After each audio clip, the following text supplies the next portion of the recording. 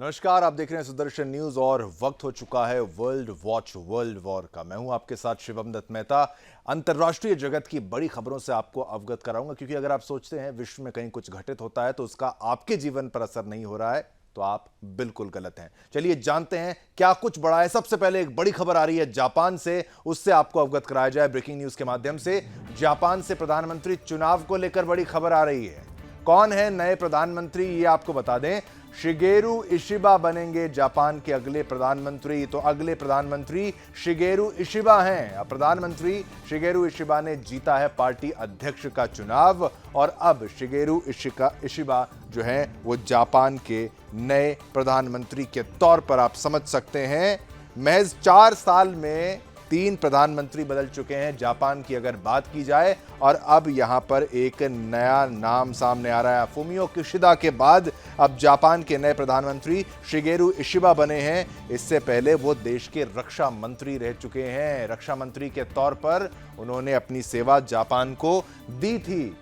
तो अब जापान से प्रधानमंत्री चुनाव में जीत हासिल करके अब नए प्रधानमंत्री के रूप में जापान की सत्तारूढ़ पार्टी ने पूर्व रक्षा मंत्री शिगेरू इशिबा को अपना नेता चुन लिया है। अगले सप्ताह वे देश के प्रधानमंत्री के रूप में शपथ भी लेंगे।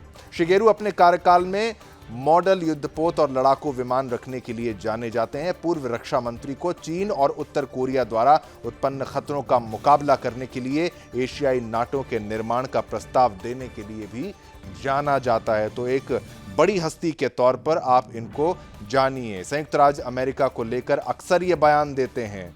फुमिया किशिदा के पारंपरिक दृष्टिकोण में उनकी तुलना में शिगेरू इशिबा हमेशा से अलग रहे हैं। अक्सर कहते हैं कि जापान को विदेश नीति और रक्षा के क्षेत्र में अधिक स्वायत्त भूमिका निभानी चाहिए। ये बहुत महत्वपूर्ण है इनकी तरफ से जो ये कहा जाता है। तो शिगेरू इशिबा जापान के नए प्रधानमंत्री के रूप में।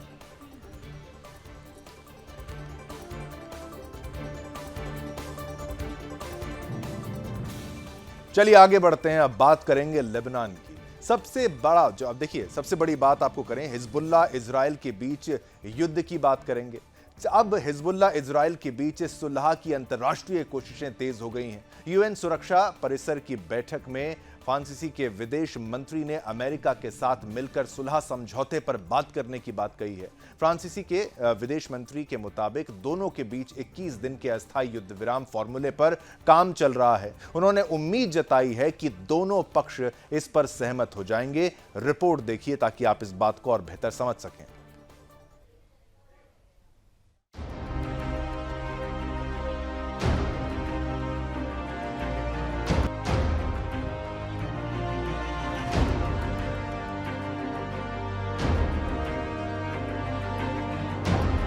लेबनान में हिजबुल्लाह और इजराइल के बीच घमासान तेज होता जा रहा है। बुधवार को इजराइल ने लेबनान पर हमले और तेज कर दिए और नए इलाकों को निशाना बनाया। बुधवार को इजरायली हमलों में कम से कम 72 लोगों की जानें गईं, जबकि लेबनानी स्वास्थ्य मंत्रालय के मुताबिक 223 लोग घायल हुए हैं। इजरायली हमलों के खिलाफ ईरान समर्थित हिजबुल्लाह और दूसरे गुटों का पलटवार भी जारी है। इजरायली शहरों से ड्रोन अटैक की डरा देने वाली तस्वीरें सामने आई। इस बीच लेबनान इजराइल जंग पर सुरक्षा परिसर की बैठक में विचार भी हुआ। बैठक में फ्रांसीसी के विदेश मंत्री ने इजराइल और लेबनान के बीच 21 दिन के अस्थायी युद्ध विराम फॉर्मूले पर अमेरिका के साथ काम करने की बात कही। फ्रांस के विदेश मंत्री जीन नोबल बेरूट के मुताबिक इस वक्त का प्रयोग इजराइल और लेबनान के बीच सभी मुद्दों को सुलझाने के व्यापक समझौते के लिए किया जाएगा। बेरूट ने अपनी योजना को जल्द ही सार्वजनिक करने का भी ऐलान किया है।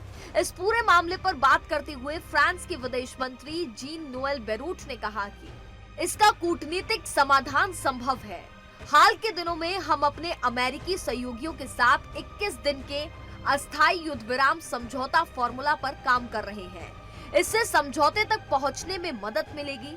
इस फॉर्मूले को हम जल्द सार्वजनिक करेंगे। हम दोनों पक्षों से इसे स्वीकार करने की अपील करते हैं। बेरूट इसी हफ्ते के आखिर में लेबनान जा रहे हैं। यूएन में अमेरिकी प्रतिनिधि रॉबर्ट वुड ने भी यूएन सुरक्षा परिसर के प्रस्ताव को 1701 के तहत ही समाधान की बात कही है। आपको बताते चले कि 2001 में इजराइल हिजबुल्लाह के बीच 1 महीने चली जंग के बाद संयुक्त राष्ट्र ने इस प्रस्ताव को मंजूरी दी थी। इससे यूएन शांति सेना यानी यूएन पीस कीपिंग फोर्स के अधिकारों को बढ़ाया गया था। यूएन शांति सेना को लेबनानी सेना के साथ कार्रवाई करने का अधिकार दिया गया था। इसका मकसद लेबनान के दक्षिण हिस्से में लेबनान के अलावा दूसरे किसी अन्य हथियार लेस गुट से मुक्त कराना था। लेबनान के दक्षिणी भाग भारी हथियारों से लैस हिजबुल्लाह का कब्जा है और हिजबुल्लाह लेबनान का सबसे ताकतवर राजनीतिक गुट भी माना जाता है। बैठक को संबोधित करते हुए यूएन के महासचिव एंटोनियो गुटेरेस ने कहा कि लेबनान को हम दूसरा गाजा बनते नहीं देख सकते। लेकिन जब इस प्लान को इजराइल के सामने रखा तो इस प्लान को मानने से इजराइल के प्रधानमंत्री बेंजामिन नेतन्याहू ने साफ मना कर दिया है। नेतन्याहू का कहना है कि किसी भी हालत में इस जंग को नहीं रोका जाएगा और हिजबुल्लाह पर उनकी ओर से बमबारी जारी रहेगी। Bureau report, Sudarshan news.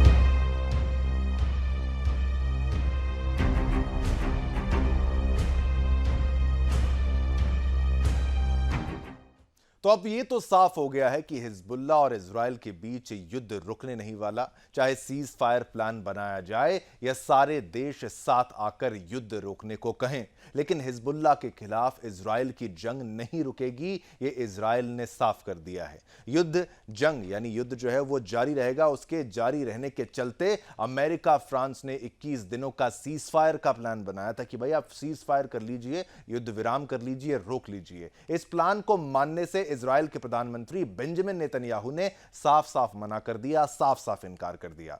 Netanyahu का कहना है कि किसी भी हालत में इस युद्ध को नहीं रोका जाएगा और हिजबुल्लाह पर उनकी ओर से बमबारी जारी रखी जाएगी, बमबारी होती रहेगी, क्योंकि भाई नेतन्याहू का इरादा है जब तक हिजबुल्लाह का एक एक आतंकी नहीं मारा जाता, उनको नक्शे से साफ नहीं कर दिया जाता, उनके ठिकानों को निशाना नहीं बना लिया जाता, तब तक यह युद्ध नहीं रुकना चाहिए। तो चलिए, ये तो हमने आपको तस्वीरें भी दिखाई, आपको इरादे बताए बेंजामिन नेतन्याहू के इजराइल के हिजबुल्लाह को लेकर। अब इसी खबर पर ग्राफिक्स के माध्यम से जान लेते हैं कि क्या थे बेंजामिन नेतन्याहू के शब्द। यह भी जानना जरूरी है। हमारी पूरी ताकत से हिजबुल्लाह पर हमला जो है हम वो जारी रखने वाले हैं, पूरी ताकत लगा देंगे, हमला हमारा कमजोर नहीं करेंगे। यह था, हम पूरी ताकत से हिजबुल्लाह पर हमला अपना करेंगे, तब तक नहीं रुकेंगे जब तक अपने सभी लक्ष्यों को पूरा ना कर लें। यह भी उनकी तरफ से कहा गया। उत्तर में रहने वालों को सुरक्षित उनके घरों में वापस लाएंगे, उनकी वापसी करवाएंगे। इजराइल के विदेश मंत्री और रक्षा मंत्री ने भी जंग जारी रखने को यहां पर कहा है।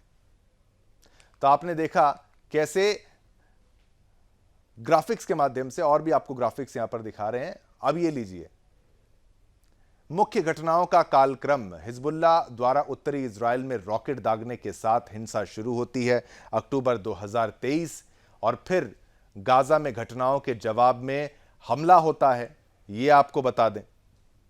और इजराइल गाजा में महत्वपूर्ण सैन्य ऑपरेशन शुरू करता है, यह भी यहां पर बात आपको बता दें। फिर आगे क्या होता है, 7 अक्टूबर हिजबुल्लाह फिलिस्तीनी समूहों का समर्थन करता है, झड़पें बढ़ जाती हैं। और आगे क्या होता है, भारी गोलाबारी होती है। 8 से 15 अक्टूबर इजराइल दक्षिण लेबनान में फिर एक्शन यहां पर देखने को मिलता है, जमीनी संघर्ष तेज होता है।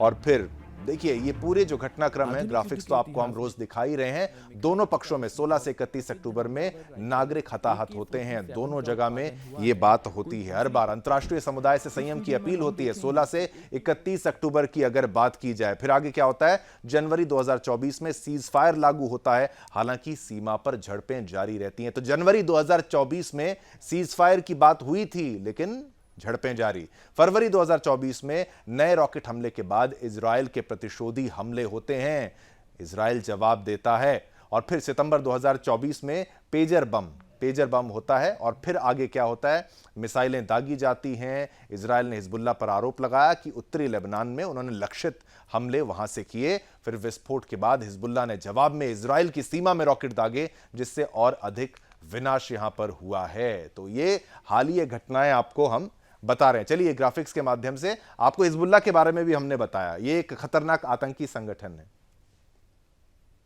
चलिए एक छोटा सा ब्रेक लेंगे, लेकिन पीछे आप जो देख रहे हैं ना, मामला यही है कि भाई अब न्यूक्लियर बटन रेडी हो गया है और रूस के पुतिन ने ये कह दिया है कि अब आप पंगा लोगे तो मैं बटन दबा दूंगा। उसी हमलों से पुनः देखिए तबाह यूक्रेन के पुनः निर्माण की अंतर्राष्ट्रीय कोशिशें भी तेज हो गई हैं। न्यूयॉर्क में दुनिया के सबसे अमीर देशों के समूह G7 समेत कई देशों ने रूस के खिलाफ युद्ध में यूक्रेन के प्रति एकजुटता का प्रदर्शन किया और यूक्रेन को हर संभव मदद देने की बात कह डाली। यूक्रेन की तबाही के लिए रूस को जिम्मेदार बताया है तो रूसी राष्ट्रपति व्लादिमीर पुतिन ने भी पश्चिमी देशों को धमकी दे डाली है। देखिए हमारी यह खास रिपोर्ट और मामले की गंभीरता को भी आप समझिएगा। रूसी हमलों में तबाह यूक्रेन की मदद के लिए अंतर्राष्ट्रीय कोशिशें तेज होती जा रही हैं। यूएन महासभा में दुनिया भर के नेताओं का जमावड़ा इन दिनों न्यूयॉर्क में लगा है। इसी बैठक में दुनिया भर के नेताओं ने यूक्रेन के राष्ट्रपति व्लादिमीर जेलेंस्की से मुलाकात में यूक्रेन के प्रति एकजुटता दिखाई। G7 समेत दुनिया के 30 से भी ज्यादा देशों के नेताओं ने रूस के खिलाफ जंग में यूक्रेन को हर संभव मदद का ऐलान किया। अमेरिकी राष्ट्रपति Joe Biden, British PM Starmer, European commission अध्यक्ष उर्सुला फॉन समेत कई दिग्गज नेता इस दौरान मौजूद थे। सभी ने इस दौरान रूस की निंदा की और यूक्रेन के प्रति एकजुटता दिखाई। अमेरिकी राष्ट्रपति बाइडेन ने यूक्रेन के पुनः मदद बढ़ाने की बात कही। राष्ट्रपति बाइडेन ने कहा कि मैं ये सुनिश्चित करने के लिए प्रतिबद्ध हूँ कि अपने वजूद की लड़ाई में यूक्रेन को हर जरूरी मदद मिले। मैं यूक्रेनी सेना की मदद के लिए कई कदम उठाने का ऐलान करूंगा, लेकिन हम जानते हैं कि यूक्रेन की जीत का फैसला जंग के मैदान से आने वाले नतीजों से आगे जाता है। ये यूक्रेन के स्वतंत्र भविष्य के बारे में है। यूरोपियन कमीशन अध्यक्ष उर्सुला फॉन ने यूक्रेन को $35 मिलियन देने का ऐलान किया। इस धन को रूस की जब्त संपत्तियों से जुटाए जाने की बात यूरोपियन कमीशन अध्यक्ष ने कही। ब्रिटिश पीएम ने रूसी हमलों को यूएन कानूनों का उल्लंघन बताया और कहा कि अंतर्राष्ट्रीय नियमों के लिए हर कदम उठाया जाना चाहिए। ब्रिटिश पीएम ने यूक्रेन को रूसी चुनौती से निपटने के लिए हर संभव अंतर्राष्ट्रीय मदद की अपील भी की। ब्रिटेन ने यूक्रेन को हर साल $3 बिलियन की सैन्य मदद जब तक जरूरत हो तब तक जारी रखने का भी ऐलान किया। 30 से ज्यादा देशों की ओर से संयुक्त बयान जारी किया गया और रूस की निंदा की गई।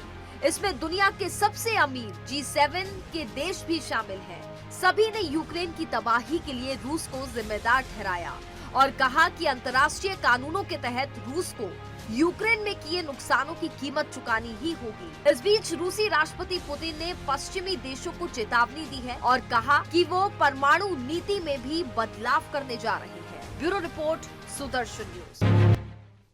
चलिए अंतर्राष्ट्रीय बातें कर रहे हैं तो इसमें भारत की भी बात करते हैं। और भारत और ओमान संयुक्त सैन्य अभ्यास अल नजा का 5वां संस्करण 26 सितंबर 2024 को ओमान के रबकूट प्रशिक्षण क्षेत्र में हुआ।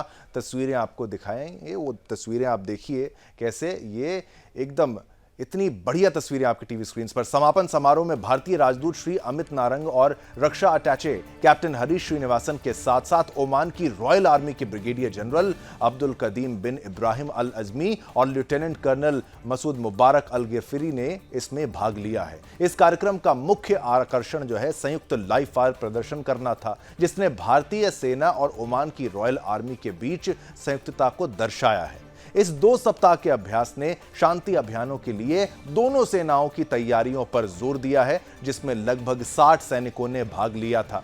प्रदर्शन में सामरिक गतिविधियां जैसे कि रेगिस्तानी इलाके में एक गांव का आइसोलेशन और क्लियरेंस, घरों की सफाई और बंधक बचाव ऑपरेशन शामिल थे। दोनों पक्षों के स्नाइपर्स ने अपने निशानेबाजी कौशल का प्रदर्शन किया है, जबकि भारतीय निर्मित उन्नत उपकरण जैसे ड्रोन और बैलिस्टिक शील्ड का उपयोग किया गया। इस कार्यक्रम का समापन ध्वज समारोह, उपकरण प्रदर्शनी और दोनों दलों के बीच मित्रता के आदान प्रदान के साथ हुआ है। अल नजा का सफल समापन भारत और ओमान के बीच शांति की प्रतिबद्धता और द्विपक्षीय सैन्य संबंधों को मजबूत करने का एक शानदार उदाहरण है। यह अनुभव केवल तकनीकी कौशल को नहीं बल्कि आपसी विश्वास और सहयोग को भी बढ़ावा देता है।